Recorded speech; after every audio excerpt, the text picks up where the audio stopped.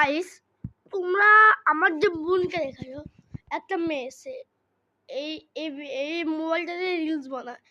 আমার হচ্ছে দুটো চ্যানেল, একটা এই আমার ঠাকুমার মানে আমার বাবার মায়ের, আর একটা আমার মায়ের চ্যানেল আছে।